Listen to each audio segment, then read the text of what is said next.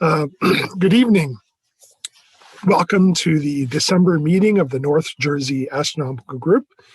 Tonight we're going to be talking appropriately about the Gemini program right in the middle of the Gemini meteor shower. So that's a nice coincidence there. But our guest speaker is Jason Gowers, who's been a member of our club for quite a few years now. And he's going to talk about the Gemini program, which was an early part of the space program, which led to our landings on the moon. So he's going to tell us all about that. We're going to do our presentation. And once we finish the public part of our program, we'll have our little winter solstice celebration following the presentation. And so let's get started. Jay, if you have a PowerPoint for us, and so if you want to start sharing your screen, and you can get started. We'll just wait for a moment for Jay to get that up. Okay, let's get that ready. Let's get the slideshow.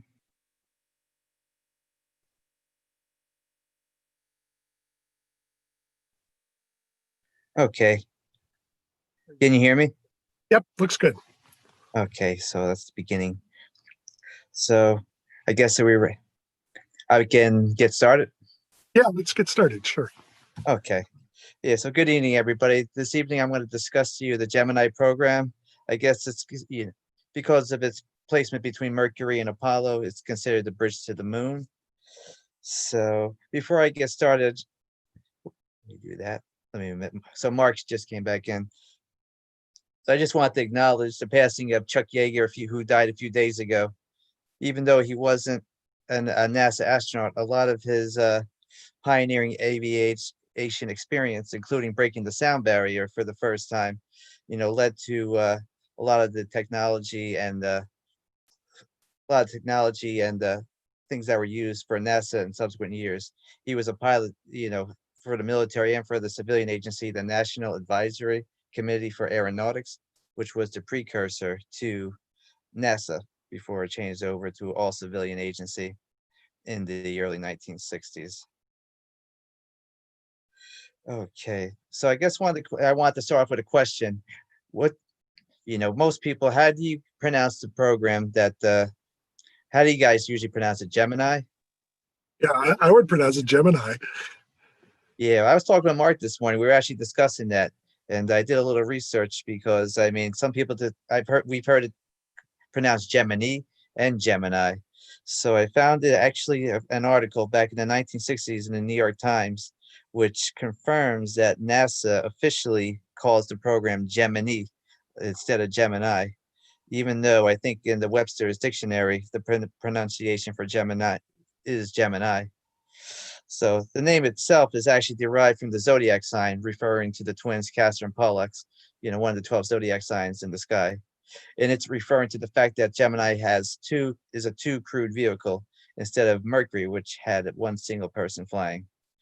So like I said, this is the article on the right, which pretty much laid to rest, that it's pronounced Gemini. But so many of us are used to it, being pronounced Gemini, that I'm just going to pronounce it Gemini throughout the presentation, unless there's any objections. Okay. So there were 4 basic objectives for Project Gemini, which was supposed to link together the more primitive technology of Mercury into the technology that was going to be needed for it to land on the moon. So the first thing it was designed to do was demonstrate human endurance in space. Prior to Gemini, the longest human mission in space during Project Mercury was just over a day long. So just over a day long. Gemini needed to demonstrate that humans can live in space for up to 2 weeks. So that was one of the primary objectives, is to see if humans can endure for such a long period of time in orbit without any adverse effects. The second objective was to test rendezvous and docking techniques. Project Mercury basically had very primitive thruster rockets that were present that allowed for basic movements, but nothing really sophisticated. What Gemini needed to do was be able to demonstrate that it can rendezvous with another spacecraft in orbit, and not only, you know, at such a at a very fast speed, and need to demonstrate it could be done, and not only for a rendezvous but also docking. And then the third, the third, the third objective was to introduce and perfect extravehicular activities. This would be the first program in which astronauts would actually leave their spacecraft and venture into the vacuum of space. So what needed to be demonstrated was that the spacesuits that were designed would be able to withstand the harsh environments outside the protection of a spacecraft, between the extreme hot and extreme cold that would be encountered not only in orbit but on the moon. It also needed to demonstrate that that the suits can be designed to handle, movement, human movements, that they can perform useful work in space, including being able to move around using your hands and feet. And the fourth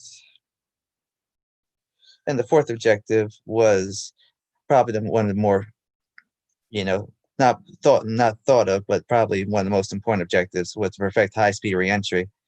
With the moon landings, with the spacecraft basically coming into Earth, coming into the atmosphere at a high rate of speed of up to 25,000 miles an hour, which is a lot faster than what most low orbiting spacecraft encounter.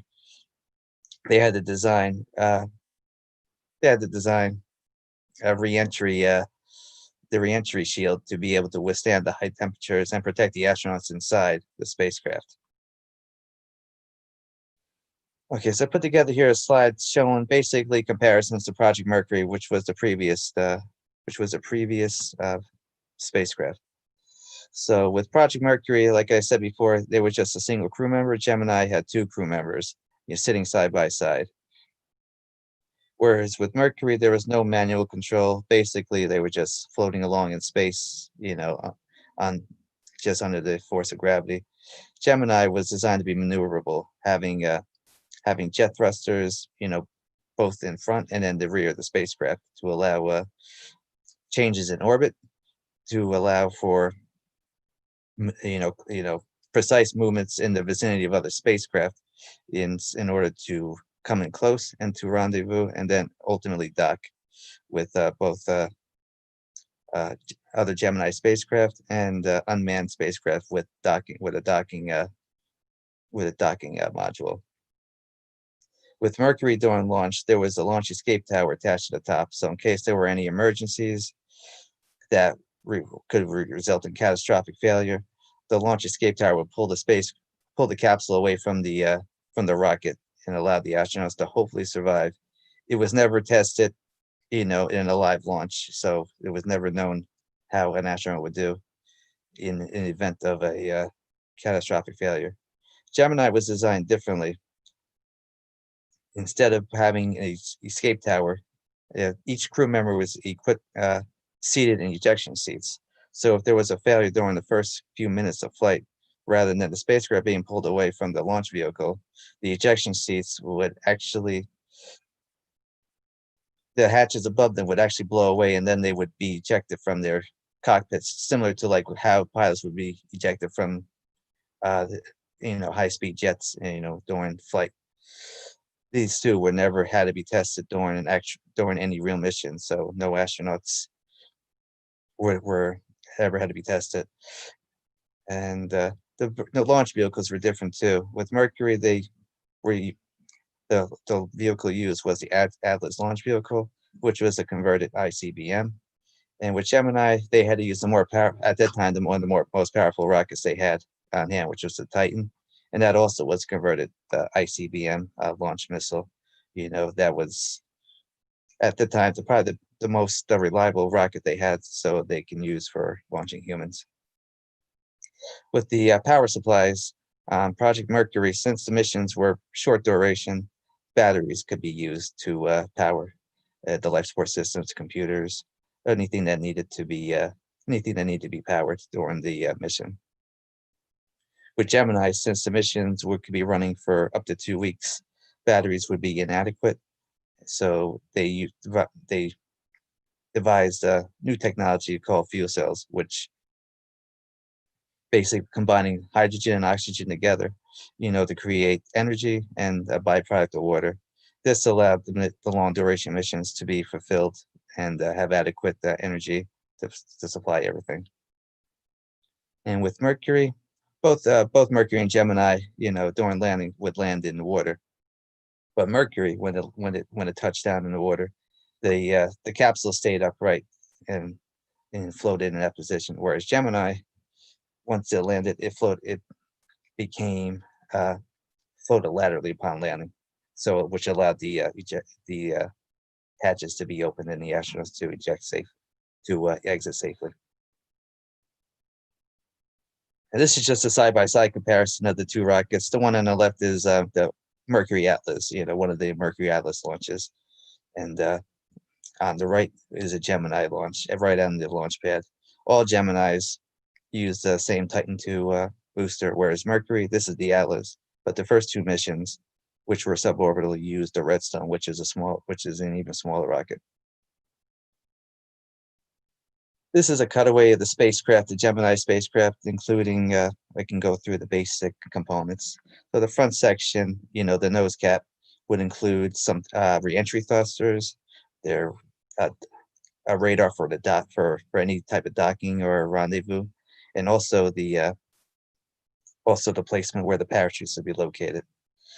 This center section here, basically the pressurized crew compartment, included the crew itself, their ejection seats, any supplies they would need, life support, any supplies they would need, including food, scientific experiments that they would be conducting, and anything of the like, and all the controls that they needed to operate would be in this compartment, and the hatches are right above them.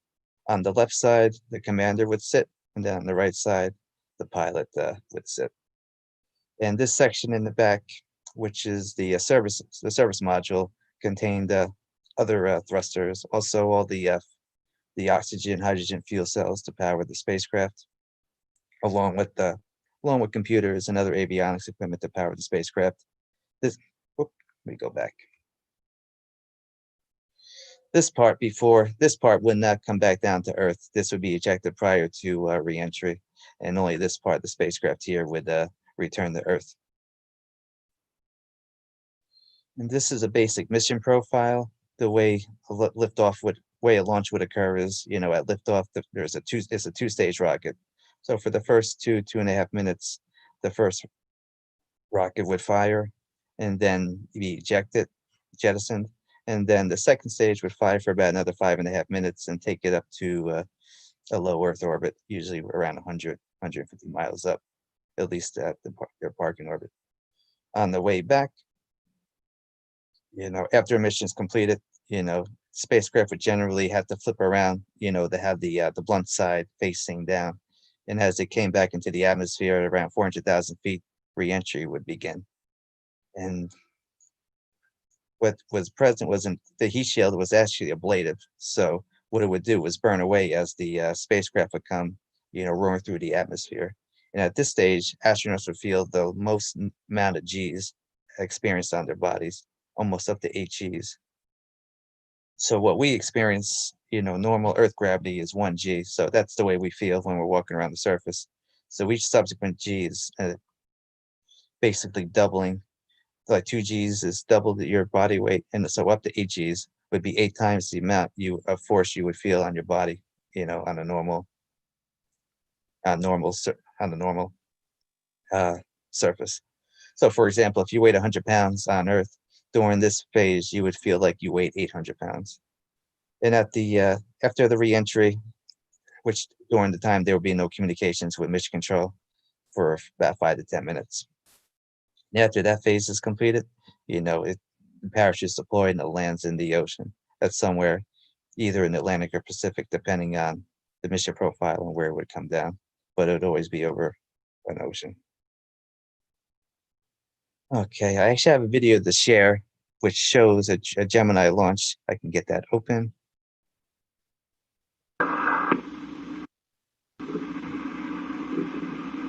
15 seconds. 10, 9, 8, 7, 6, 5, 4, 3, 2, 1, 0. Ignition. And we have a liftoff.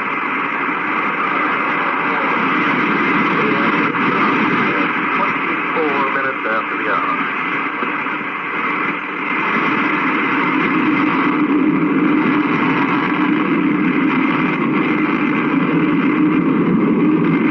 Rising very nicely. Cabin pressure climbing.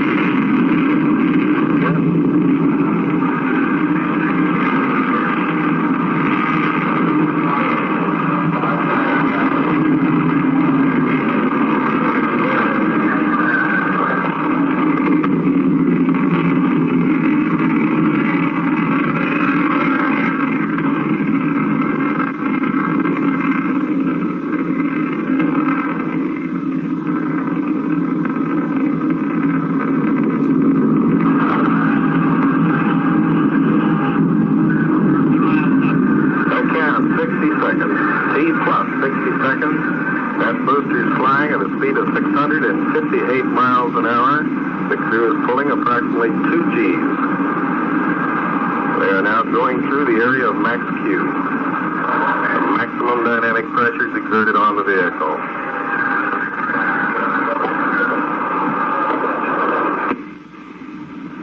That's 8 miles up.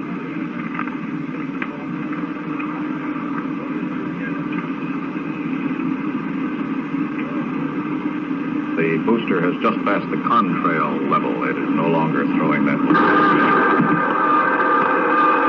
Controllers report here that all systems looking fine.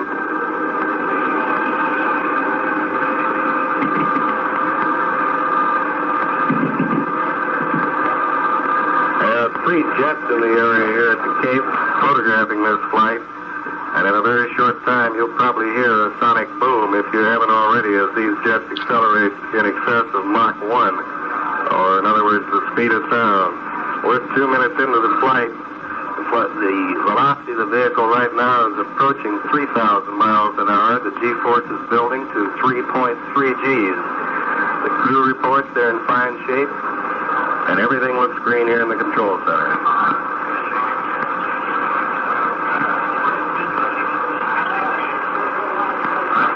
Coming up on staging or booster engine cutoff. We have a staging report. We can confirm staging. We have second stage ignition and second stage thrust looks fine.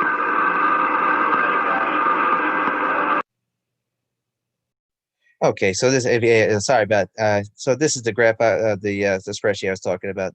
10 missions that were launched between 1965 and 1966. And I'm going to get into more detailed information on the different missions. So the first one, Gemini 3, was basically a shakedown flight, demonstrating the different systems, the Gemini through launch, orbit, and landing. The crew was Virgil Grissom and John Young. Virgil was one of the Mercury 7 astronauts. He flew the second mission, a second suborbital flight. And as many people, may or may not know, at the end of his mission on Mercury, his capsule sank after the hatch was blown open, and it sank down to the bottom. So for many years, I think there was controversy on whether he caused, something he did cause the capsule to sink. So what he, kind of like to poke fun at it, he nicknamed the mission the Molly Brown, in honor of the unsinkable Molly Brown. On the Titanic. I think he was vindicated years later when the Mercury capsule was pulled out of the water, and it showed that it was a technical error, not pilot error, that caused the Gemini to hatch to blow open and ultimately to sink. He would also go on to fly, unfortunately, the Apollo 1 mission, which claimed the lives of him and 2 other crewmates, a few years later. John Young, he's the first non-Mercury astronaut to fly, would be one of the most prolific astronauts. He would go on to fly another Gemini mission. He would fly on 2 Apollo missions, including Apollo 10 as the command module pilot, where he orbited the moon, on the mission before the first lunar landing. And then he would go on to command his own mission on Apollo 16, where as commander, he landed and walked on the moon. He would also be the only crew member from Gemini to make it to the shuttle program, where he commanded 2 shuttle missions, including the first one, the maiden flight of Columbia. The next mission, Gemini 4, they had more, they wanted to take on some more advanced mission protocols, including being the first mission to have a spacewalk. The crew members on board here were James McDivitt, who was the commander. He would go on to command Apollo 9, which was an Earth orbit mission to demonstrate all the technology that would be needed to go to the moon. And Ed White on the left side here, who would be the one to venture out into space on Gemini 4 as the first American to flow it out, for a number of minutes. I think there were a number of issues that were encountered, including his spacesuit pressurizing a little bit bigger than what anticipated, so he had trouble getting back into the capsule. It took a little bit of work to get him back in, but he was ultimately able to get back in, and they were able to seal the capsule safely. Ed White, like Gus Grissom before him, would be on the inflated Apollo 1 ground test, which would claim the lives of him and another crew member, Roger Chaffee, during the launch test, which resulted in a fire. And here I have a video which shows the first EVA conducted by Ed White.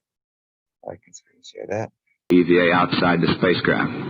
So I turned the camera on, and actually I dismounted the camera again, turned it back on, and took a short series, turned it back off, and mounted it again, and I was waiting for the go. It came a little earlier than I had expected. I was expecting to get it over Guaymas. I thought maybe I'd lost track of time out there, that it was going faster than I had anticipated, but as we look back on the flight plan, Chris actually felt we were ready to go over Hawaii, and that since we were going to lose a portion of the nighttime on the other end of the EVA due to the late launch, he decided to let us go over Hawaii. So I got my go a little earlier than I anticipated. At this time, I wanted to be sure that camera was going. We felt it was very important, so I dismounted it again, turned it on, looked at it to be sure it was running, and mounted it back up there again. I think if we see this part of the film, you'll see the efforts that I was making. This was my first of the gun. I'm trying to maneuver over to my left so I would be in front of Jim's window. I maneuvered approximately down the center line of the spacecraft, perhaps favoring just a little on the right. But the gun is actually providing the impulse for my maneuvers. I've started now a yaw around to the left with the gun. At this time, I knew we had something with the gun because it was actually providing me an opportunity to control myself where I wanted to go out there. The control was actually what we were trying to demonstrate on our EVA operation. We knew a little bit about the tether dynamics, but we wanted to actually find out how well could a man outside a spacecraft. So I tried to use it very sparingly. I just used it enough to satisfy myself and to make maneuvers so that I felt in my own mind that I could control myself in both pitch, yaw, and translation. This is the type of control that you need to move from point A to point B in space. If you can control your pitch and your yaw and translate fore and aft, you can actually go from point A to B. Roll really isn't very important. The roll didn't bother me. I wasn't trying to control myself in roll because it's like our reentry. We don't really care about the roll as long as the pointing direction is accurate.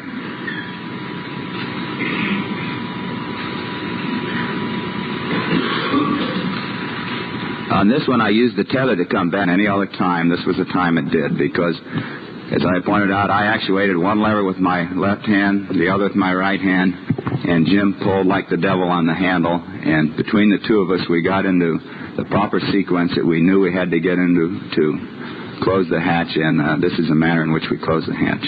Just to show you how training pays off, Jim and Ed had actually completely disassembled that hatch. Another one at night. It looked like just a pinpoint of light in the sky, the same way that satellites look from the ground when they're very high. And I saw another one, I could even define the shape of it all, was the first one, and it looked a lot like an upper stage of a booster.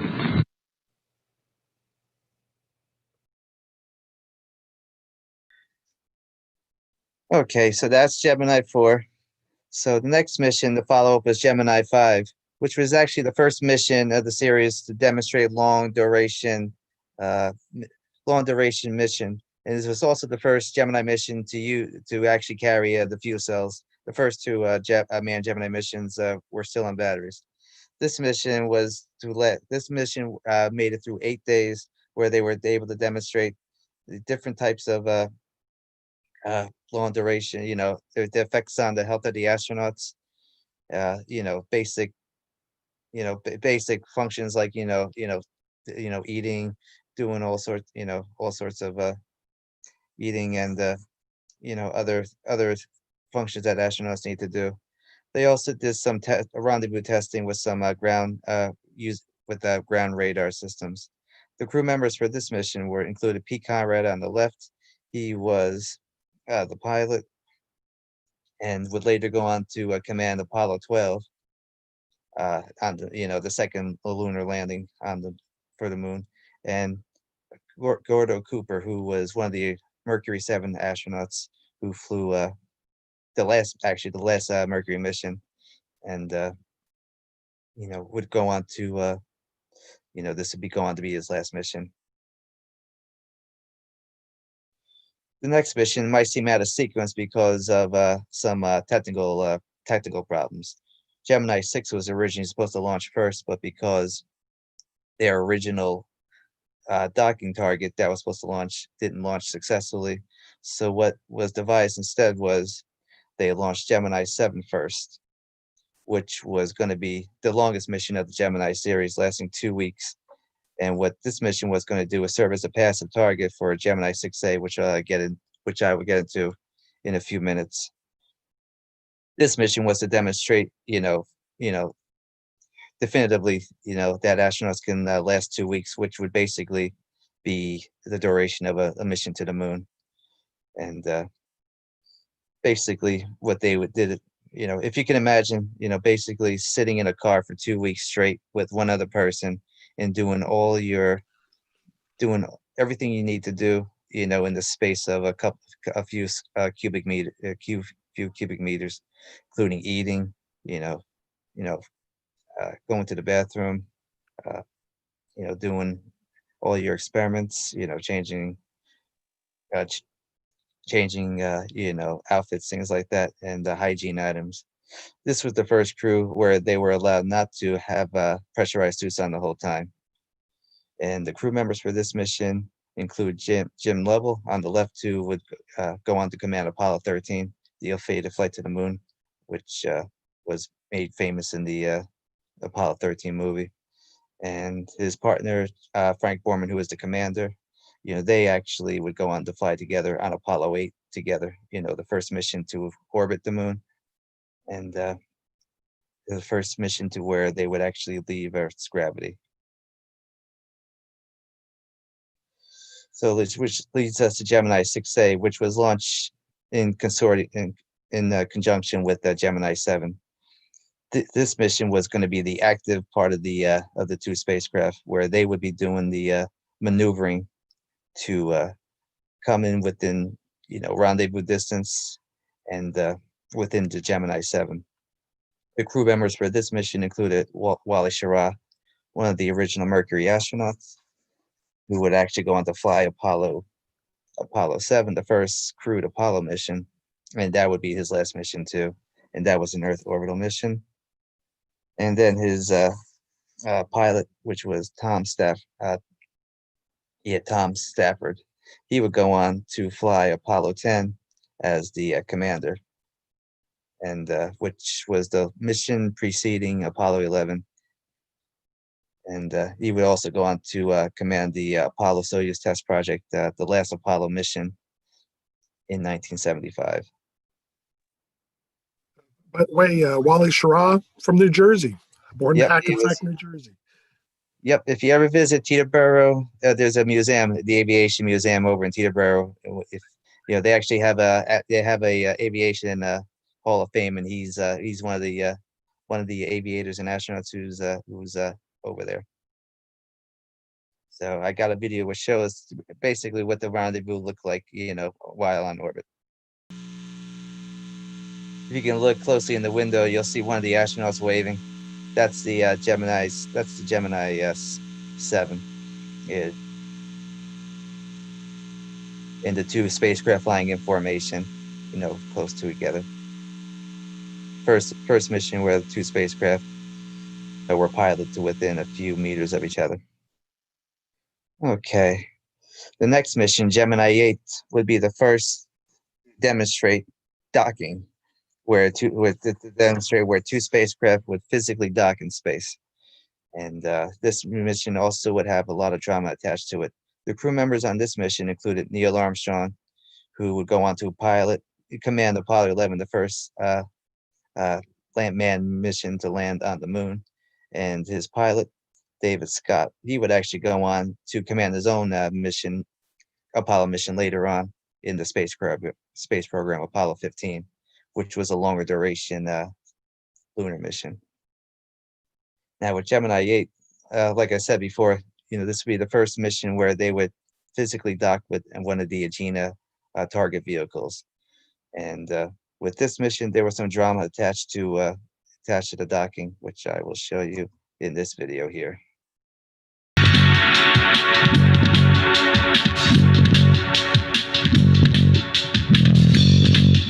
This is showing them approaching each other. That's the Agena docking vehicle over there. Apollo, the Gemini is approaching and coming in close.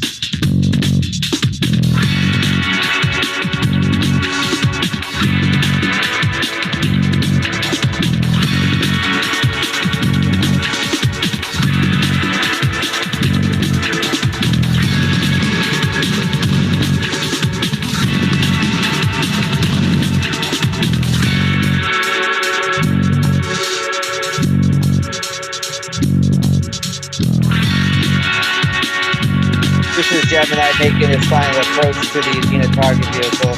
That's the docking mechanism on the other spacecraft that is approaching.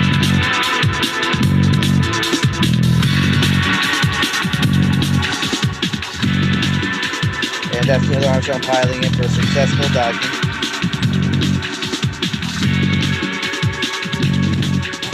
But once they were docked, the problem arose, or one of the thrusters would not stop firing. So with Neil Armstrong, they thought that the Agena had the issue problem. But when Neil Armstrong pulled the two spacecrafts apart, it turned out that the Gemini was the one with. Okay, sorry about that. Okay, so what happened with this mission is during the docking phase, one of the thrusters on Gemini was stuck open and wouldn't stop firing.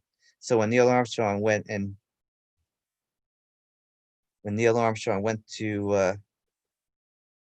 hold on, let me get this back on.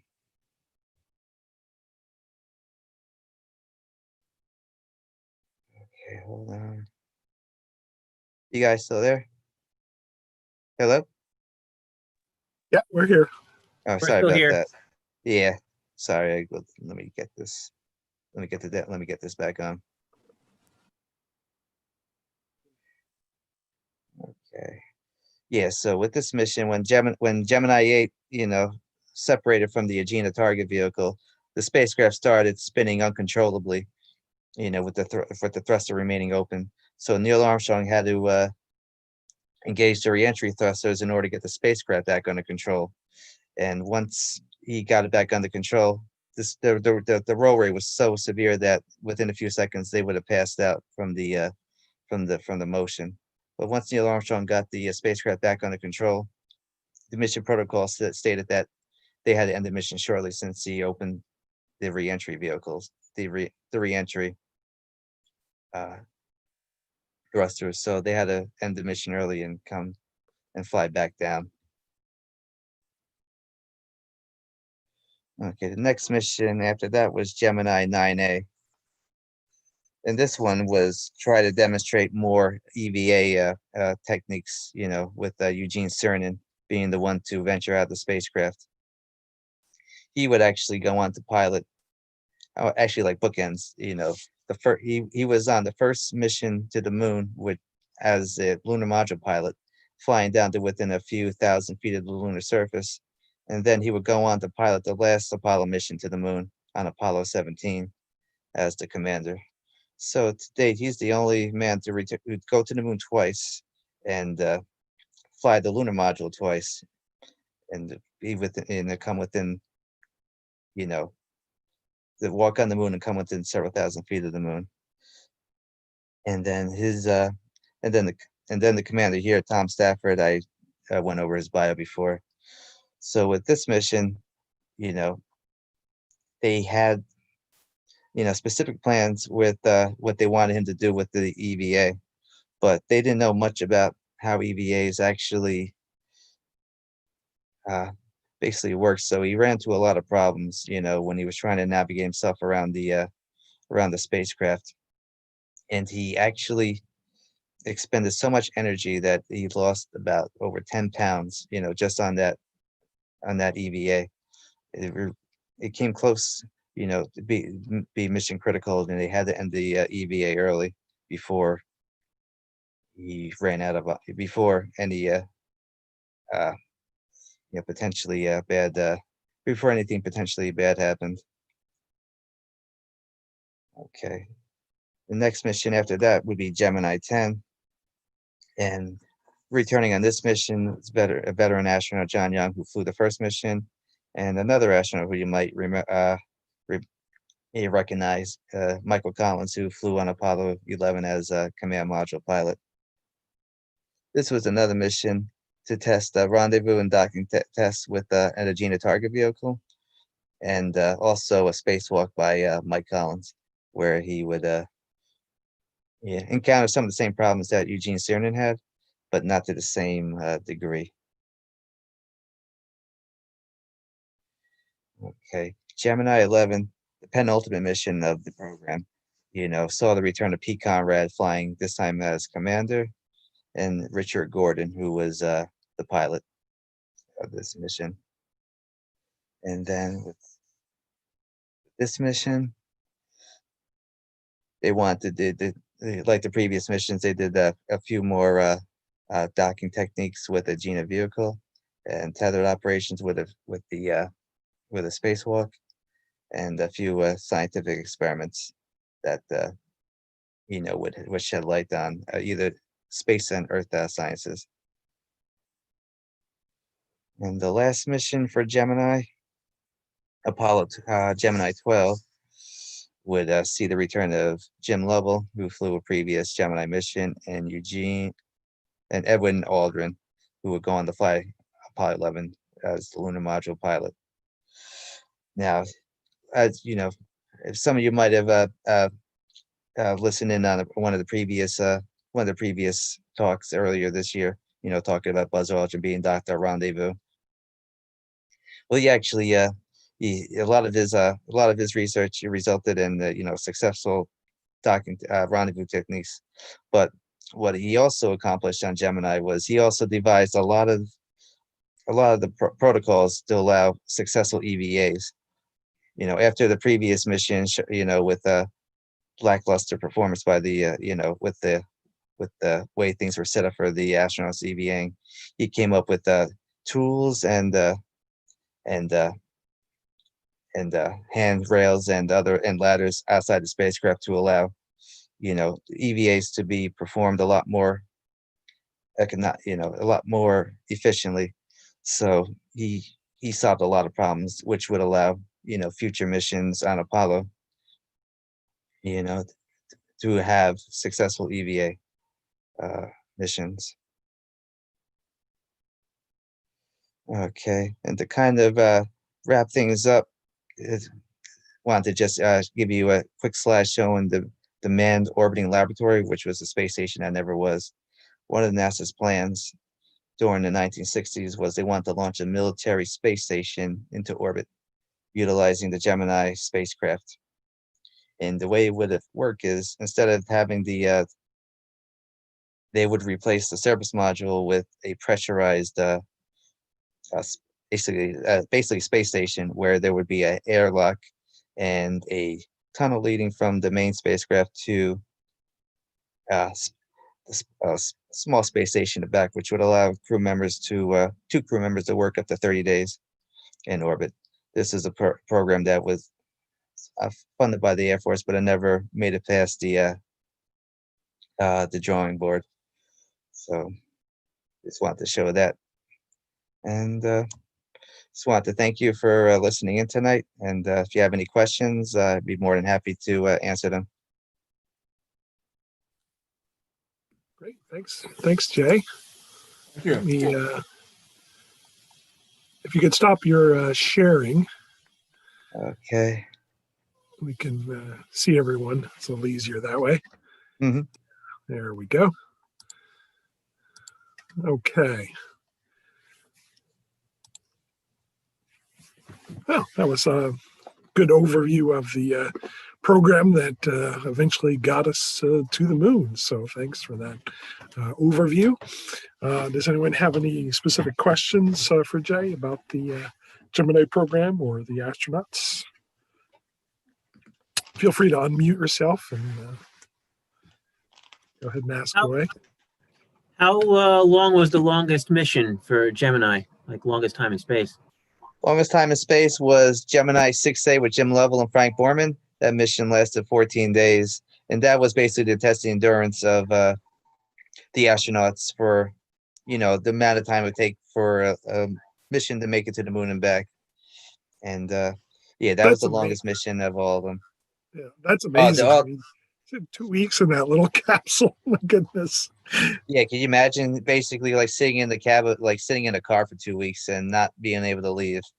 And not even a big car, like a small car. No, and there's actually not only did they have to deal with that, with the cramped spaces, but both astronauts were wired with medical instrumentation, including they actually had probes. Frank Borman actually had probes inserted into his skull, for the study. So to deal with that uncomfortable, scenario for 2 weeks, it couldn't have been pleasant. Frank Borman tried to avoid the number twos, and I think he made it to 9 days, which is incredible when you think about it. Oh my God. You couldn't go any further than that. I imagine being in like a VW Bug with some other guy, having to do, disgusting. Yeah, imagine doing all your business in front of each other, no privacy at all. So. And then he lost his toothbrush, so they had to share the same toothbrush. Which I guess compared to the other stuff, Yeah, they had to listen to each other sing too. In the mission where the docking went awry because the engine wouldn't shut off, what was the problem there? Like, why did that happen? It was just a stuck open, the thruster just was stuck open. It didn't close, And like I said, initially they thought there was a problem with the Agena, and that's what they thought was causing the roll. But once the Gemini and the Agena split apart, the roll actually, picked up, So what Neil Armstrong had to do was they had to shut down the thrusters that were malfunctioning, and he had to engage the reentry thrusters, which is why they had to end the mission almost immediately after he got the spacecraft back under control. That was a pretty good great sequence in First Man on that. Yeah. It's kind of a good lesson in conservation of momentum, I think, because once they undocked, they thought it would get better, but once you do something like that, it actually speeds you up, and they started spinning faster. And actually, you saw in the video, it did start speeding up. Starts going faster, and that's actually kind of a very dangerous situation to be in. And fortunately, they have trainings for things like that, and were able to recover. Yeah, Armstrong kept his nerve. I mean, they both kept their nerve, and they managed to get the spacecraft under control. Very good, Jason. Good job. Thank you. A good point about Buzz Aldrin with the handholds and other techniques for EVA. he did a lot of that research underwater. Yeah. Go into put a scuba gear on and practice, underwater to do that. Yeah, I think one of those large tanks they had, he was able to devise a lot of the techniques. And he Yeah. was also the first doctor to launch into space too, the first one with a PhD. Yeah. Just a real quick point of a point to mention. I know Wally Schirra's in the Hall of Fame in New Jersey, but so is Buzz Aldrin. So. Oh yeah, he's born in Montclair. Yeah, so I thought we'd mention that. And I also, and thank you, Jason, for the presentation. I wanted to mention, and it dovetails a little bit on your presentation, is I watched The Right Stuff on National Geographic Channel, and pretty cool show if anybody's interested in about the Mercury program, but a lot of the same characters from the Gemini program were in the Mercury program. So some good watching, I thought. Yeah, some behind the scenes too, like two Mercury astronauts, Alan Shepard and Deke Slayton. Although they didn't fly Gemini, they were instrumental in picking the crews and basically orchestrating the whole, behind the scenes aspect of the Gemini program.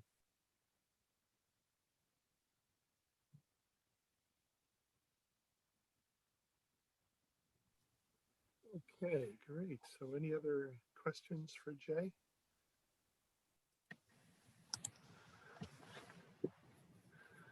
No more questions. Looks like we're good. Okay, well, thank you very much, Jay, for that fascinating talk.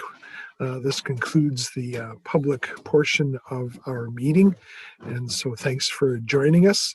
We're going to sign off on our broadcast here, and so please join us next month in January for our first meeting of the year. We're going to be doing a workshop, right, Mark? We're thinking about doing a little introduction, basically what we call it, introduction to telescopes, I guess, is what we're. A lot of folks have, if you look at or talk to anyone in the, astronomy gear selling business or High Point Scientific or anything of the like, telescopes are flying off the shelves. Things are in back order, mostly because of COVID. And so, with the holidays coming up, maybe more people have bought a telescope and they might want to know how to point it, how to use it, some basic general stuff. So it's going to be, the basics, how to use your telescope. You have a telescope, now what, Just got two questions about that on our Facebook page during the meeting. So yeah, is quite a lot of interest in buying a telescope, especially for kids. And so that's what this session is going to be about. So please join us second Wednesday of the month, which I forget what the date is off the top of my head, but the second Wednesday of January. And please join us for that. So thanks for being with us tonight. Hope you have a happy